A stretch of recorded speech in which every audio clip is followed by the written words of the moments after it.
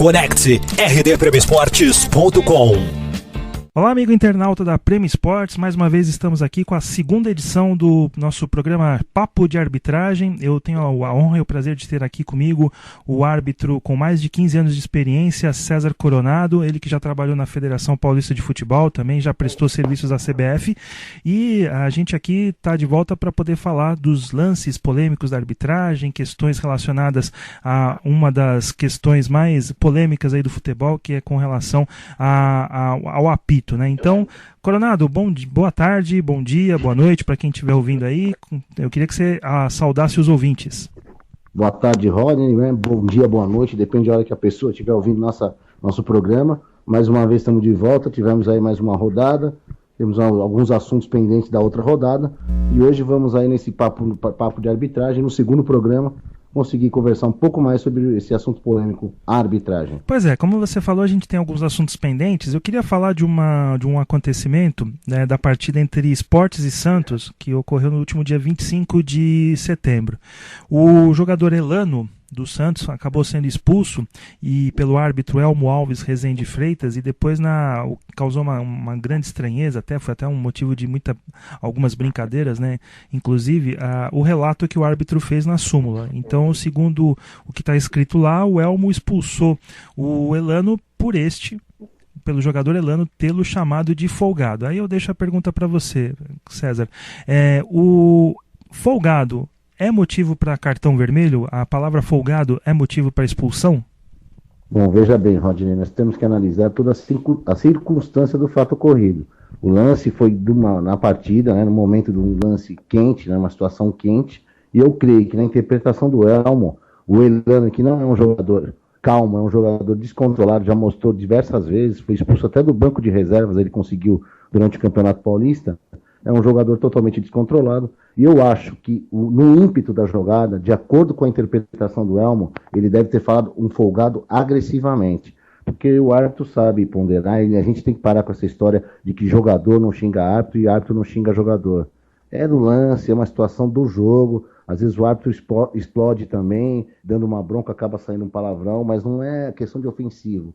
O árbitro tem que saber diferenciar esse momento de ser ofensivamente, diretamente ao árbitro, ofendendo, e não uma situação de explosão de um lance, de sofrer uma falta, de uma raiva, ou achar que deveria ter sido falta ou não. Agora, quando ele interpretar que foi pessoalmente, como foi nesse lance, parece que o Elano olha bem nos olhos dele e chama de folgado, quer dizer, ameaçando a sua autoridade, eu fico junto com o Elmo, nesse momento a expulsão foi correta. Então, eu acho que o Elmo não foi nada que passasse dos limites, ele, dentro do jogo e naquela situação, ele entendeu que foi uma forma de afrontar suas marcações e sua autoridade. Nos seus 15 anos de carreira, você já foi obrigado a expulsar algum jogador por alguma palavra assim do tipo, não xingamento, mas algum outro tipo de termo assim que tenha sido nesse sentido que o Elano falou pro Elmo? Com certeza, eu me lembro assim, mas eu lembro de relatórios, são muitos jogos, são mais de 15 anos, mas tipo seu caseiro, se um árbitro caseiro veio aqui para fazer o serviço, quer dizer, isso não é um palavrão, mas é uma ofensa moral, uma ofensa à sua autoridade. Então é isso que eu digo, esse folgado dele deve ser dentro da situação. Com certeza o Elmo não ia expulsar o jogador apenas com uma palavra folgado simplesmente. Deve ter sido uma situação mais forte, direta, por isso que o Elmo aconteceu. E como aconteceu comigo e todos os árbitros. Agora, que existe um xingamento dentro do campo, não pessoalmente direto entre jogadores e árbitros, sim. No momento de briga, de explosão, às vezes sai um palavrão e do jogador também. O que não pode é ser direcionado, ofendendo a moral ou desafiando a autoridade do árbitro. Pois é, então fica a dica aí para os atletas de futebol, sejam eles profissionais ou não, que estão nos acompanhando. Coronado, eu queria falar dessa rodada, essa última rodada do Campeonato Brasileiro, que teve aí vários jogos no sábado, devido à questão da eleição. Eu queria já começar falando do jogo aqui da capital, que ocorreu no Morumbi, São Paulo e Flamengo. E o lance polêmico foi a cotovelada, na verdade não chegou a ser uma cotovelada, foi uma abraçada do defensor uruguaio Lugano no Guerreiro, numa disputa ali, uma bola que estava quase saindo pela linha de fundo, os dois chegaram atrasados, a bola já tinha se perdido pela linha de fundo, mas o Lugano acabou deixando o braço a intenção era acertar o rosto do Guerreiro, mas ele pegou errado, pegou na garganta. Se pegasse de jeito, o Guerreiro ia estar em sérios problemas até agora, né? Com certeza, Rodinei, você me permite discordar, mas o Lugano sim, eu tive recurso da televisão, você pôde estar no estádio, não teve esse recurso, eu tenho esse recurso de trás da imagem, ele pega, olha o Guerreiro chegando, levanta o corpo, se protege, deixando o cotovelo na altura do rosto. Ele tentou sim dar uma cotovelada no rosto, desculpe, o Voaden não percebeu, mas ele foi uma agressão, conduta violenta para cartão vermelho. Ele foi para agredir o Guerreiro, ele deixou o corpo com o cotovelo alto para acertar o rosto. Teve sorte, o Guerreiro que acertou no gogó, né, como a gente diz, no gogó na garganta, mas foi um ato totalmente repulsivo do Lugano. Repulsivo, é um jogador que perde o controle rapidamente. É nessas horas que faz falta o árbitro atrás do gol? Você acha que aquele auxiliar que hoje a gente vê aí em jogos da Europa, e a gente já viu muito aqui em partidas no ambiente doméstico, é nessas horas que esse árbitro faz falta? Veja bem, Rodinei, isso aí não existe física para ele conseguir estar na bandeira de escanteio lateralmente, que seria a posição correta para ele ver esse lance. É um lance que ele estava numa posição normal, um lance saindo bola de linha de fundo, ele estava aberto em diagonal, porém de costas para o lance. Os jogadores estavam de costa para ele. Fica muito difícil interpretar se o jogador apenas se protege para não tomar a pancada e deixar a bola sair, ou sofrer a falta, no caso o Lugano, ou o Lugano deixar o braço, que foi muito difícil de ver por trás. É um lance de posicionamento quase que impossível. Com o árbitro atrás do gol, com certeza nem o Lugano faria isso. Intimidaria o Lugano para ele tomar essa ação. Então, mais uma vez a CBF investe em tantas coisas, né? Tantas coisas, falam que não tem dinheiro para investir na arbitragem. O que seria a mais um árbitro atrás do gol de cada gol? A CBF tem um custo a mais para salvar a partida, um espetáculo que envolve milhões e milhões de reais. Tem que falar justamente que essa experiência começou aqui no Brasil e depois foi deixada de lado, até devido aos custos, como você falou, e agora na Europa esse árbitro atrás do gol, ele está participando agora sim, ele teria, eu não sei se você concorda, mas assim, aqui no Brasil, esse árbitro, em muitos momentos, ele acabou sendo até uma figura mais decorativa do que qualquer outra coisa, você concorda? Concordo, mas aí sim é o posicionamento do árbitro, não da CBF. O árbitro que está atrás do gol, ele tem que saber que participa sim do quarteto, né, do quinteto de árbitro. Então ele tem que saber, no sexteto contando o quarto árbitro, então ele tem que saber que tem que participar. Eu fui um dos pioneiros a trabalhar atrás do gol, quando se iniciou aqui na Federação Paulista. Trabalhei poucas vezes atrás do gol, porque sempre fui o árbitro central, mas quando foi acionado para trabalhar atrás do gol, participei, usei o que foi treinado, que é o quê? É participação preventiva do árbitro atrás do gol. O árbitro atrás do gol, com certeza o Lugano não faria esse lance. Então, quanto porca é essa economia para arbitragem, envolvendo clássicos, milhões e milhões de reais, um campeonato, e não tiraram os árbitros de trás do gol.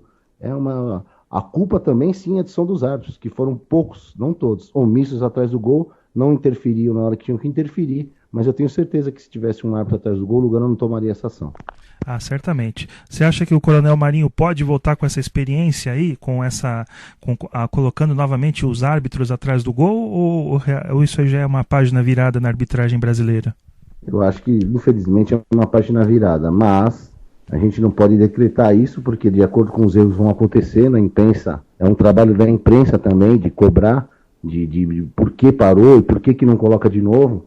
E os árbitros também, se forem colocados, têm que saber que participam, que fazem, não apitar o jogo, mas eles têm que saber que participam, e no momento decisivo eles têm que ajudar. A culpa também foram dos árbitros, alguns omissos atrás do gol. Outro lance que gerou muita discussão, e eu acho, na verdade não, gerou mais discussão pelo lance em si, né? Porque realmente a atuação do Elmo Alves Rezende Freitas foi correta, né? Foi na expulsão do Henrique na partida entre Grêmio e Cruzeiro. Foi até um lance até muito, se você me permite até o termo, foi muito idiota, né? Porque o Elmo já tinha marcado uma falta anteriormente, a bola estava em disputa, e aí o Henrique entrou num carrinho com o pé levantado e quase acertou o tornozelo do jogador adversário. Cartão vermelho. E se ele não tivesse mostrado o cartão vermelho no segundo lance, seria vermelho para o segundo amarelo, porque a entrada que ele deu a primeira, quando deu o primeiro carrinho, já foi criminosa. Por trás, tornozelo. A segunda foi pior ainda, de frente para o seu adversário, levantou o pé para atingir. Jogador totalmente descontrolado, cartão bem aplicado. Vamos passar para o próximo lance, então, que é um lance da partida entre Santos e Atlético Paranaense.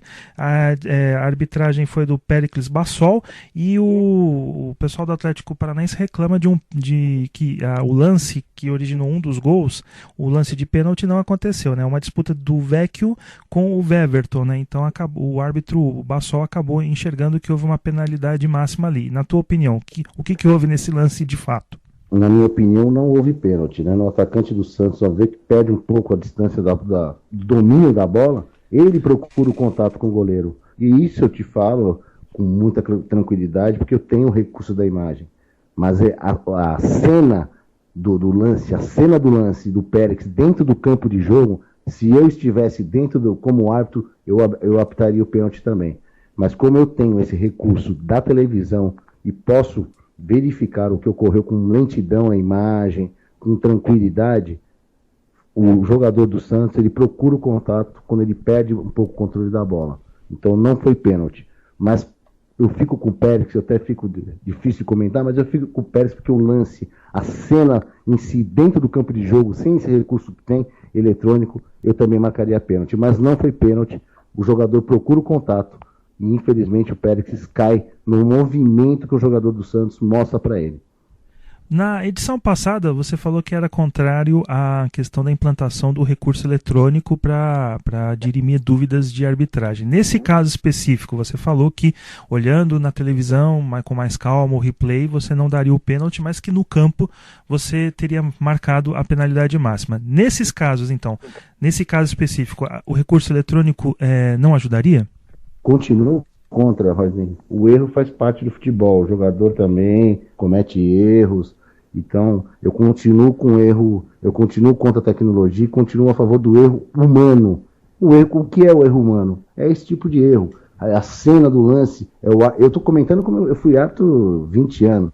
Eu estou comentando como árbitro, mas eu tenho certeza que se a gente sair perguntando para os leigos, pelo lance e pela cena, independente de ter TV ou não, todos vão falar que foi pênalti. E a gente sabe, só conversar com os amigos que não são conhecedores da arbitragem, que todos estão dizendo que foi pênalti, que eu estou ficando louco. Mas como árbitro e a experiência que tenho, e não são mais de 20 anos, então a gente sabe que houve, e jogador procura sempre o contato dentro da área. O árbitro, na verdade o Pérez deveria estar um pouco mais aberto na sua diagonal. Se ele tivesse um pouco mais aberto, uns 15 metros para a sua diagonal, em sentido do escanteio, ele teria a imagem que eu tive da televisão. Então também aí foi um pouco do posicionamento do Pérez, que ele ficou mais uma vez com o lance de costa para ele. Então fica difícil. O árbitro tem que sempre se posicionar na diagonal oposta do lance, abrindo sempre em diagonal. E o Pérez, nesse lance, ele se posicionou mal e acabou cometendo esse erro. Pois é, outro lance que causou muita polêmica foi o gol do Cleiton na partida entre a Ponte Preta e Atlético Mineiro. O Atlético Mineiro acabou vencendo essa partida pelo placar de 2-1. Então esse gol aí, que o segundo gol, se eu não me engano, marcado pelo Cleiton, o jogador atleticano estaria em impedimento após um lançamento que veio ali próximo da linha lateral. Como é que você enxergou esse lance, Coronado? Infelizmente ele estava impedido. Quando ele vai receber a bola, a gente tem essa referência da marca do corte da grama, né, mais escuro e mais claro, que serve como uma referência para os assistentes. O jogador, quando se vira para sair em arrancada, o tronco e o ombro são 10 centímetros, 5 centímetros, milimetricamente. O Bandeira não tem como ver. Não tem como ver, mas estava impedido, errou o assistente, o gol estava irregular. Eu queria até explorar um pouquinho mais isso. Dá pra ver quando o cara tá com um tronco, um braço à frente, pro auxiliar. É possível ver isso? Essa é uma pergunta de leigo, mas eu acho que a gente tem que fazer até porque muita gente tem essa dúvida. Com certeza, o programa é sobre arbitragem e estou aí para qualquer tipo de pergunta, aliás. Fiquem todos tranquilos, o que eu puder responder com a minha sabedoria em poucos anos eu vou fazer. É difícil às vezes o assistente ver, sim, porque às vezes é muito longo, no outro lado do campo, sabe, por questões de centímetros. O que não pode se errar é questão de metro, né? A partir de 1 metro já é um erro grave. Mas centímetros, a gente, infelizmente, é que faz parte do erro da arbitragem do futebol. Esses tipos de erros fazem parte. Entendeu, Rodney? Então, por isso que eu sou contra a tecnologia, sou a favor da tecnologia, como eu disse aqui no outro programa, a bola tem um chip apenas para a linha, nesse momento a bola entrar no gol, que você anular um gol é triste, né, para um campeonato. Agora, contra lances assim, se foi, não foi, acertou, não acertou, eu fico sempre com o árbitro. Você teria algum outro destaque relacionado a essa rodada? Lembrando que a gente está gravando antes da partida entre Santa Cruz e Palmeiras. Depois, aí, na próxima edição, na quinta-feira, a gente fala um pouquinho desse jogo, sobre a atuação da arbitragem. Mas o que você pode destacar mais nessa rodada? Alguma boa atuação, algum erro clamoroso aqui que a gente não citou? O destaque fica para o jogo do Voaden, né? O Voaden ele tem atraído o jogo de esporte, aliás, que o árbitro do jogo de esporte foi o Voaden, né? Foi o Voaden. O árbitro do esporte foi o Voaden, o jogador por 3 vezes, quando vai sair a bola após uma infração dentro da área, o jogador pega a bola dentro da área sem a bola sair da área. Quer dizer, a bola não entra em jogo. A primeira vez o Voaden apita, manda bater de novo, o goleiro bate a bola de novo, o jogador vem dentro da área, o mesmo jogador pega a bola e toca a bola dentro da área. O Voaden apita, o goleiro vem reclamar com ele ostensivamente, dizendo que a bola estava em jogo, que não era impedimento. Só que toda infração cometida dentro da área, a bola tem que sair da grande área. Seja impedimento, falta e tiro de meta. É incrível ver, Rodney, um campeonato de Série A, de campeonato brasileiro, o jogador não sabe regra. E não são poucos, não. A maioria não sabe regra do futebol. Mas você acha que de repente é uma falha dos clubes? Eu sei que alguns clubes chamam árbitros aí para fazer palestras. Você acha que de repente na hora lá que o árbitro está explicando, o pessoal lá está olhando no celular, caçando mensagem no WhatsApp, postando selfie? Também tem esse interesse, também tem esse lado, né? O jogador brasileiro não sabe arbitrar, não sabe regras, mas também eu acho que ele se interessa pouco por isso, né? Ele quer mais saber de jogar bola. Com certeza, com certeza. Isso já vem acontecendo na Europa, vários clubes da Europa contratando ex-árbitros para fazer parte da comissão, fixos, né? Para trabalhar em todas as categorias, ensinando a regra, porque a regra ela tem um lado bom e um lado ruim. Se o clube souber, ou a equipe souber usar a regra, vários lances de gol podem ser montados em cima da regra, Rodney. É que jogador, técnico, e ainda o Brasil ainda está muito atrasado. E só para deixar um detalhe que não é da minha parte, a minha parte é arbitragem. Mais uma vez o nosso futebol sul-americano, o futebol brasileiro, cai para mim, na minha opinião, colocar 6 clubes em cima do final do Campeonato Brasileiro, G6, e ainda ser aprovado, eu sou a favor, pode até aumentar o número de vagas, mas que seja feito em 2017. Isso vai aumentar a responsabilidade dos árbitros também, né? Porque muitos clubes aí que até agora não estavam desistindo do Campeonato Brasileiro vão voltar a concentrar suas atenções na competição justamente por causa disso, né? Então, isso também é um ponto de atenção para a arbitragem, correto? Com certeza. Agora, a partir dessa rodada, foi homologado ontem, né? A partir dessa rodada de quarta-feira, a rodada 29, vai ser uma guerra até o fim. Tudo bem, os árbitros estão preparados, são árbitros de alto nível, nós temos aqui grandes árbitros, inclusive quando aconteceu na rodada dos cifras não atuarem, a gente comentou no primeiro programa que os árbitros foram muito bem, os que foram escalados.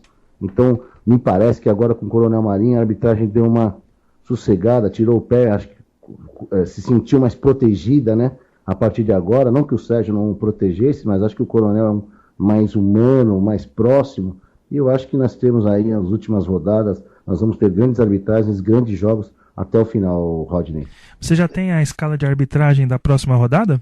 Não, Rodney, a CBF não vai liberar enquanto não terminar os jogos da rodada 28. Então, geralmente, só soltam a escala da próxima rodada, quando se termina a rodada completa. Então tranquilo. Então é isso, Coronado. Mais algum destaque? O destaque, vamos aguardar, né? Essa escala que vai sair muito importante, a rodada 29, que vai ser desmembrada, né? Ela começa na quarta e quinta e termina no domingo. Vão ser jogos importantes. Nós vamos ter aí o Palmeiras, que vai jogar hoje daqui a pouco, que talvez, se ganhar, mantenha 3 pontos já na frente. Tem o Atlético chegando, o Flamengo. Então, essa escala de arbitragem vai ser bem trabalhada. O Coronel vai ter muito trabalho, porque a última escala, Rodney, essa 28, quem fez foi o Sérgio, não foi o Coronel. Ela já estava pronta. Até porque também não tinha muito sentido, né, o Coronel Marinho chegar e mudar tudo, né? Exatamente. O Coronel, e não só essa 28, a 29 também, mas acho que o Coronel, com uma equipe toda concentrada, vai conseguir mudar os nomes, né, para o sorteio que vai ser realizado hoje, logo mais na CBF, mas talvez, eu espero isso, eu vou ainda tentar entrar em contato com ele, na quinta-feira eu te dou uma resposta, ou ele vai manter a escala do Sérgio, porque nunca fica uma rodada só pronta, né? Sempre ficam 2, 3 rodadas, se nada acontecer, o árbitro não errar lá e cá, os nomes para o sorteio já ficam estipulados, né? Pois é, não, claro, é uma estratégia de planejamento até correta, né? Você já deixa tudo pronto e depois fica até mais fácil de fazer. Bom, é isso. Eu quero agradecer então o Coronado, eu quero também convidar o ouvinte a mandar as suas perguntas aqui para nós. Você pode nos procurar nas redes sociais, Twitter, @Prêmio Esportes, no Facebook também, estamos lá como Prêmio Esportes. Você pode deixar a sua pergunta. Quero agradecer ao internauta pela repercussão da primeira edição, que foi muito comentada, muito falada, as pessoas gostaram e também muita gente compartilhou também. Quero agradecer a isso e na quinta-feira, melhor dizendo, nós estaremos de volta, correto? Um abraço, obrigado, Roger, pela oportunidade. Fico muito contente com o programa, especialista no que sei fazer, no que fiz a vida toda na arbitragem. Um abraço a todos os ouvintes, continuo aguardando qualquer tipo de pergunta relacionada ao futebol. Um abraço, obrigado a Prêmio e estamos juntos aí, Rodney, sempre. É isso aí. Rádio Prêmio Esportes.